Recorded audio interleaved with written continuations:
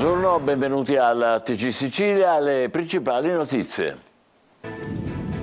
Operazione antimafia a Palermo, azzerato il clan di Resultana, 18 arresti coinvolti professionisti e imprenditori. Il clan controllava le imprese di pompe funebri che gravitavano attorno all'ospedale Villa Sofia. Le intercettazioni hanno una città nelle mani. Lo sbarco alleato 80 anni dopo, il 10 luglio del 1943, cominciava da Gela l'operazione Husky che diede il via alla campagna d'Italia nella Seconda Guerra Mondiale. Oggi giornata di celebrazioni con la cerimonia di Ponte di Rillo, teatro di una battaglia chiave.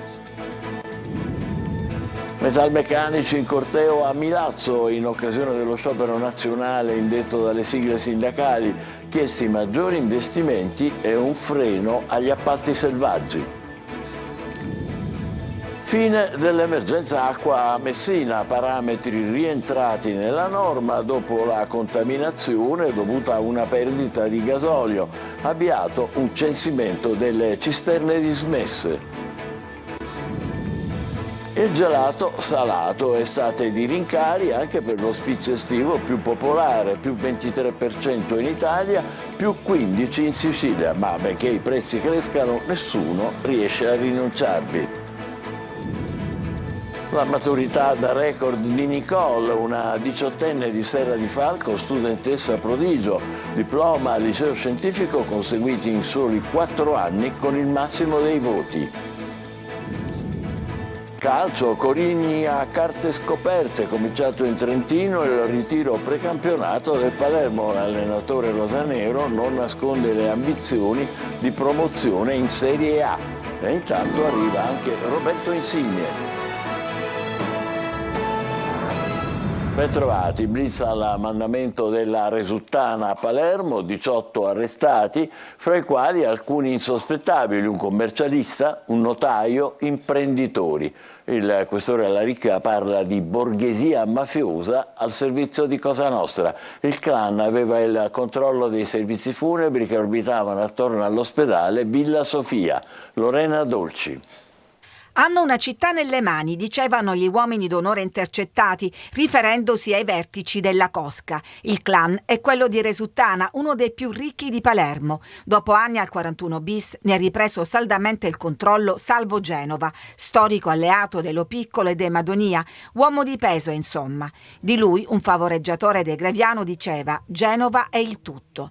Il boss è tornato, impartisce ordini, risolve controversie, dà istruzioni, in una parola comanda. Resurrezione si chiama infatti il blitz della polizia che ha portato a 18 arresti per boss, gregari, estorsori, ma anche professionisti e piccoli e medi imprenditori, quella zona grigia che con la mafia fa affari e va a braccetto. L'indagine, coordinata dal procuratore Maurizio De Lucia e dall'aggiunto Marzio Sabella, mette assieme tutti i tasselli di quelle complicità. Mente imprenditoriale dell'organizzazione, il commercialista Giuseppe Mesia, arrestato per associazione mafiosa, era andato fino a Milano per salutare il boss all'uscita dal carcere di Opera. Se noi non parliamo, io non faccio, gli aveva detto. Il notaio Sergio Tripodi è finito ai domiciliari perché avrebbe mandato un gruppo di mafiosi a liberare alcuni appartamenti appena acquistati.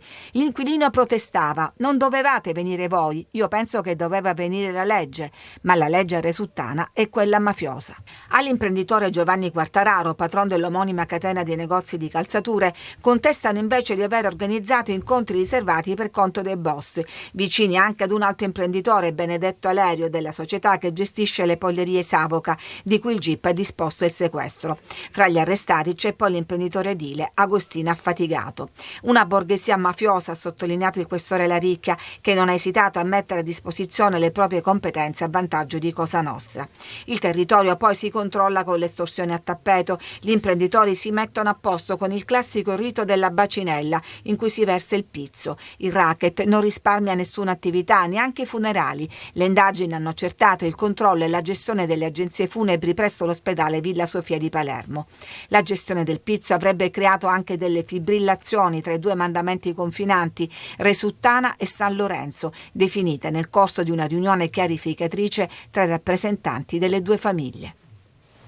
Un'altra sparatoria a Catania. La scorsa notte un incensurato di 32 anni si è presentato al pronto soccorso dell'ospedale Garibaldi Centro con una ferita a arma da fuoco al gluteo. L'uomo non ha fornito indicazioni sulla dinamica della sparatoria né sul luogo dove è avvenuta. Nei giorni scorsi un altro episodio simile aveva visto coinvolto un 47enne gambizzato al villaggio Sant'Agata, mentre di una decina di giorni fa la sparatoria ennesima che ha causato la morte di un albanese coinvolgendo 5 persone.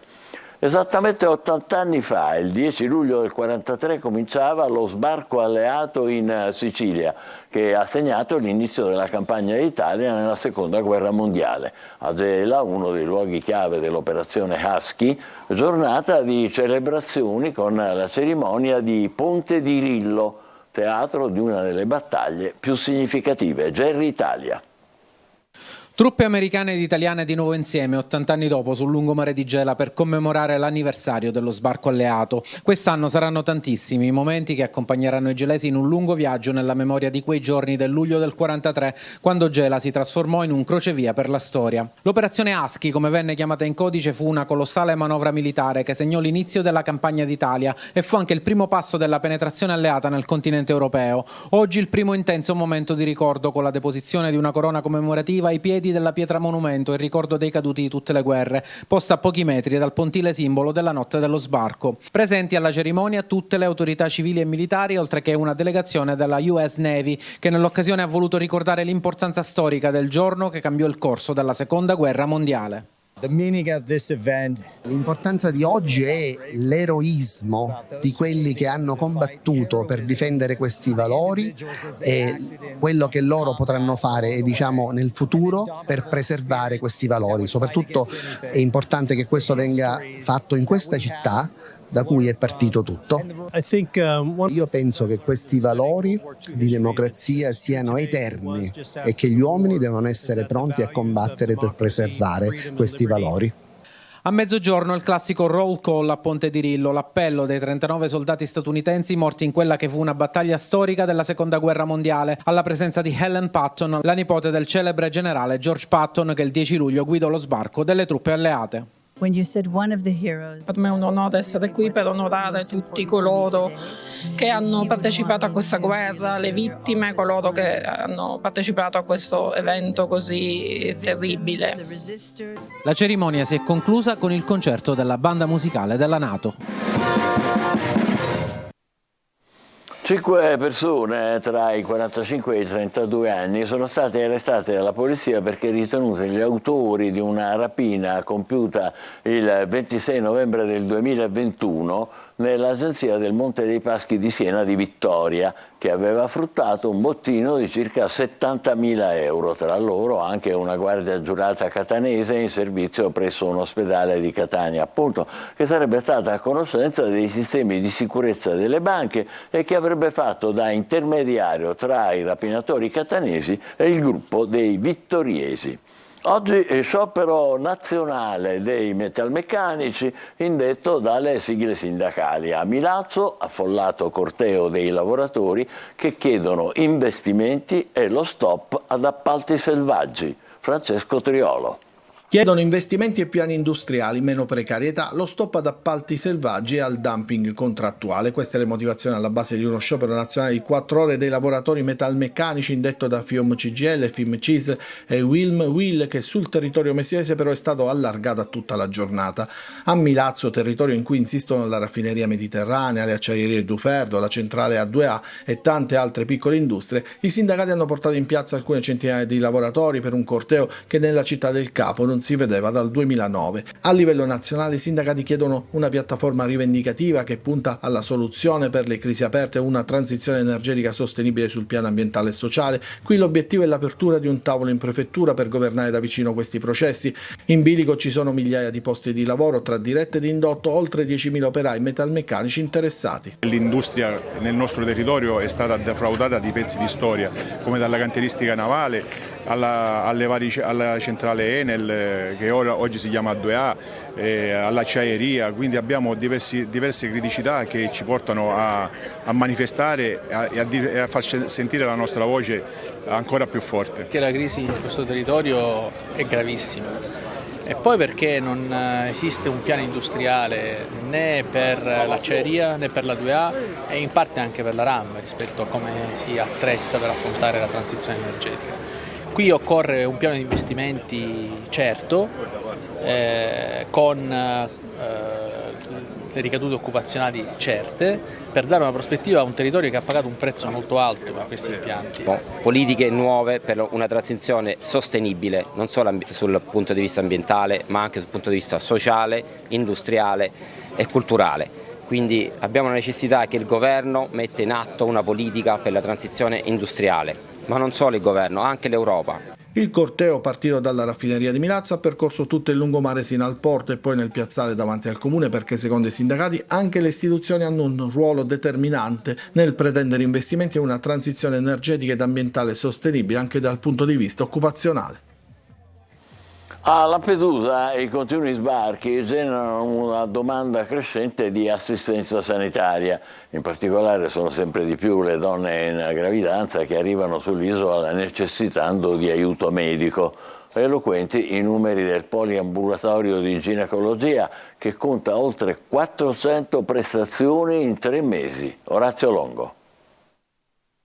In 400 su Porto Empedocle e altri 177 dirottati su Bergamo, la prefettura di Agrigento, d'intesa col Viminale, continua a lavorare per predisporre tramite traghetti e voli charter i trasferimenti dei numerosi migranti giunti in queste ore a Lampedusa. Sbarchi che non si fermano. Diversi barchini sono stati soccorsi in area SAR e agganciati nelle acque antistanti all'isola dalle motovedette della Guardia Costiera e della Guardia di Finanza.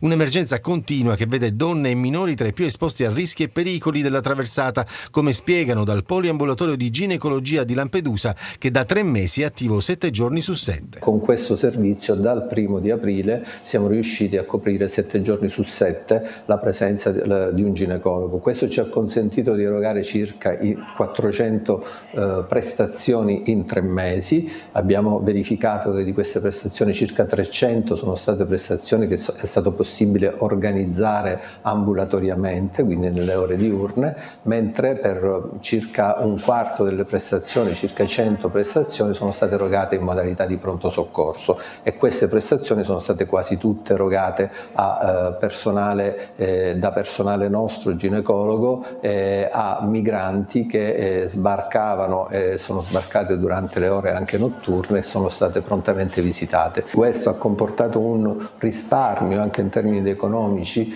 per quanto riguarda il trasporto di soccorso, perché per esempio nel mese di maggio non c'è stato nessun trasferimento in di soccorso. All'interno del poliambulatorio anche una sala parto. Una stanza del poliambulatorio l'abbiamo attrezzata a saletta chirurgica con una piccola sala parto, diciamo improvvisata, nel senso che abbiamo messo tutti gli strumenti anche chirurgici che possono servire all'assistenza di un parto in emergenza, così come abbiamo fatto una fornitura di farmaci che sono adeguati per l'assistenza al parto e al postpartum. A Messina termina l'emergenza acqua in centro dopo la contaminazione dovuta a una perdita di gasolio. Pronte 2 ordinanze per evitare che il problema si ripeta. Lei si chiama Nicole Insalaco, è nativa di Serra di Falco in provincia di Caltanissetta, ha da poco compiuto 18 anni, frequenta il 4º anno del liceo scientifico Antonino Sciascia di Canicattì e ha conseguito la maturità con il massimo della votazione, 100 su 100. Al termine del 4º anno la studentessa prodigio è stata ammessa per meriti speciali, la prima in Sicilia, a sostenere gli esami di Stato conclusivi della secondaria di 2° grado, superandoli brillantemente. La prova orale si è conclusa tra i complimenti degli insegnanti e l'ovazione dei compagni di classe. L'esame di maturità è stata una bellissima esperienza. Sicuramente è stato un po' strano, un po' particolare non aver affrontato l'ansia, quell'adrenalina la notte prima degli esami, delle prove scritte insieme ai miei compagni che mi hanno accompagnato in questo intero percorso. Non ho fatto nulla di eccezionale, di così straordinario, sicuramente ho studiato, ma con impegno, determinazione e costanza chiunque chiunque potrebbe riuscire a raggiungere questo obiettivo molto importante. Quale messaggio ti senti di rivolgere ai tuoi compagni che il prossimo anno sosterranno la maturità?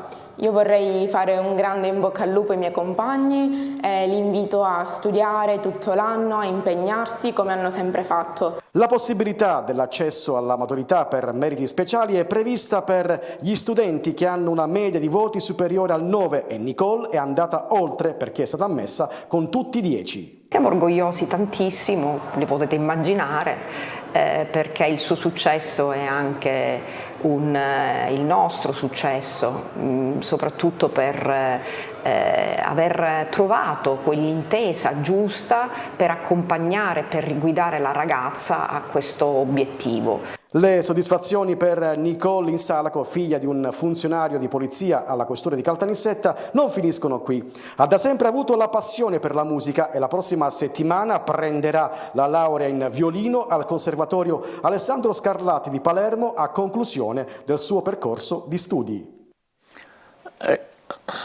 E con il nostro Davide Sarda, autore del servizio, facciamo ancora i complimenti a Nicole Insalaco, che ha appena compiuto 18 anni e si è diplomata in anticipo, come avete sentito, in soli 4 anni a Canicattì. Ma adesso la fine dell'emergenza acqua a Messina, vediamo. Per il comune di Messina l'emergenza acqua è conclusa, a dirlo questa mattina in conferenza stampa è stato il sindaco Basile. L'acqua torna quindi potabile dopo che i risultati degli esami delle scorse settimane in diversi punti hanno evidenziato come i parametri siano ritornati nella norma, conformi a quelli che erano prima dell'inquinamento. L'emergenza acqua era nata dall'inquinamento di una parte della conduttura del centro città dovuta ad idrocarburi che poi sondaggi di AMAM hanno scoperto derivasse da una vecchia cisterna per riscaldamenti in disuso di un palazzo sulla via Principe Umberto. Se da domani, dopo un mese, tornerà la potabilità della zona interessata, i riflettori non sembrano però destinati ad abbassarsi. È pensabile che sotto il nostro territorio ci siano cose che neanche noi conosciamo, quindi siamo riusciti in un mese, grazie al lavoro puntuale della società, a individuare, circoscrivere e oggi risolvere il problema. Da domani la città tornerà alla normalità.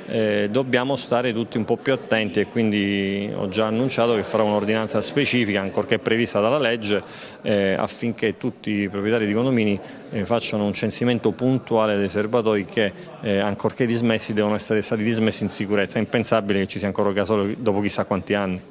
Il Comune infatti emetterà 2 ordinanze, una di ritorno alla normalità che abrogherà le altre che vietavano il consumo dell'acqua ed uno rivolta ai condomini e agli amministratori per un censimento delle cisterne di gasolio dismesse.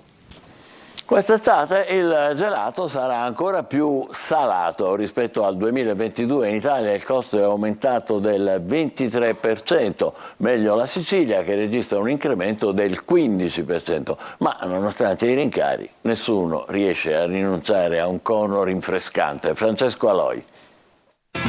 Gelato, cioccolato, dolce, un po' salato. Gelato un po' salato? Sì, se pensiamo al costo. Rispetto allo scorso anno in Italia è aumentato del 23%. È quanto emerge da un'analisi di Coldiretti su dati Istat. Rispetto alla media nazionale non abbiamo fatto quell'aumento che c'è stato. Tant'è vero che in Sicilia ci attestiamo intorno al 10-15% massimo, dipende dalle città. Palermo è la città dove il gelato costa di più. Enna invece sta nella parte opposta della classifica.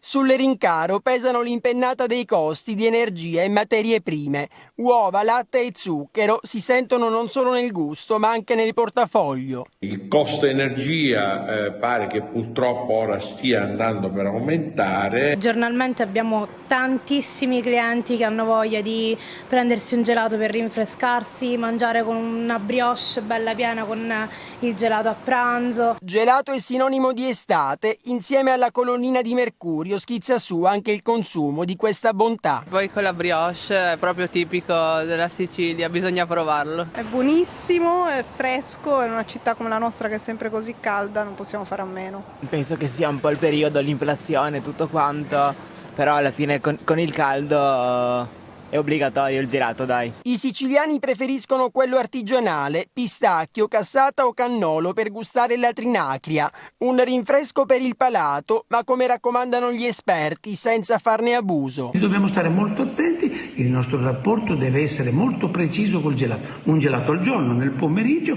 va bene, ma non sostituisce né pranzo né cena e non è la cosa più salutista che noi possiamo avere, tranne quando mangiamo soltanto un gelato alla frutta. Ad un cono così, impossibile resistere.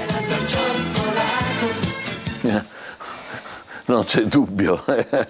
Facciamo una breve pausa, subito dopo il calcio con le ambizioni promozione del Palermo. State con noi.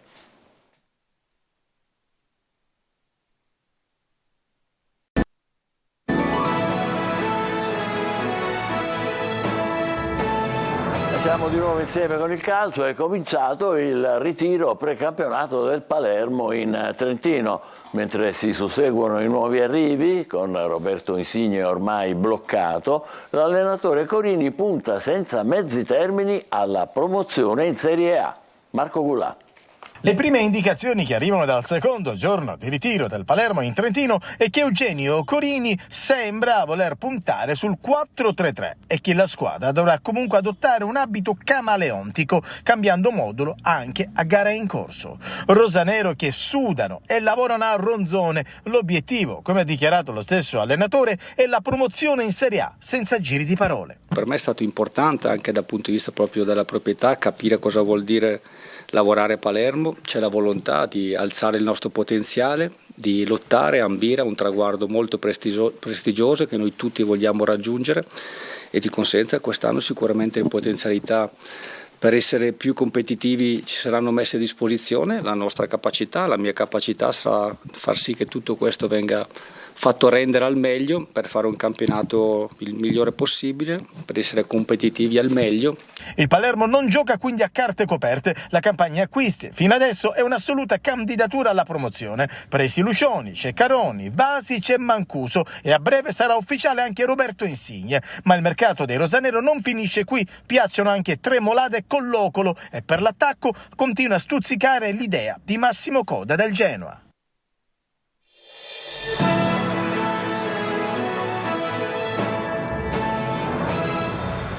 Gli arresti di oggi spezzano il legame di Cosa Nostra con una fetta di imprenditoria e danno un duro colpo all'influenza estorsiva esercitata sulle attività commerciali. Ha ragione a complimentarsi con la magistratura e le forze di polizia il sindaco di Palermo La Galla per gli arresti antimafia di oggi. Il quadro che viene fuori, avete sentito, è sconcertante se non deprimente. Al centro delle attività illecite si confermano le estorsioni, ma anche in un caso il controllo e la gestione dei servizi funebri presso l'ospedale Villa Sofia. Insomma, Cosa Nostra ricatta e fa i soldi in grande stile pure con i funerali. Ma poi altro capitolo, ecco gli insospettabili. Un commercialista, ad esempio, accusato di fare da consigliere economico del capomandamento, e poi un notaio arrestato per una tentata estorsione e un imprenditore attivo nel settore della vendita di calzature. Sono state sequestrate, avete sentito, pure 2 società parecchio note di esercizi commerciali. La DDA di Palermo parla di vera e propria impresa mafiosa. Probabilmente non è la prima volta in assoluto, ma il quadro che emerge della penetrazione criminale nell'economia e nelle professioni è chiarissimo. Droga a parte, la mafia estorce, corrompe e addirittura ormai si fa lei stessa impresa. Cosa Nostra non è più la stessa, sibila uno degli intercettati, non si sa se desolato o compiaciuto, mentre un altro, avete sentito poco fa, assicura che la mafia ha la città nelle mani. Di sicuro oggi con il questore La Ricchia comprendiamo meglio anche il procuratore De Lucia. Ricorderete quando ha parlato di quella borghesia mafiosa che ha consentito per anni l'imprendibilità di boss come Messina Denaro. Ci fermiamo qui, TG Sicilia torna alle 20, grazie e buon pomeriggio.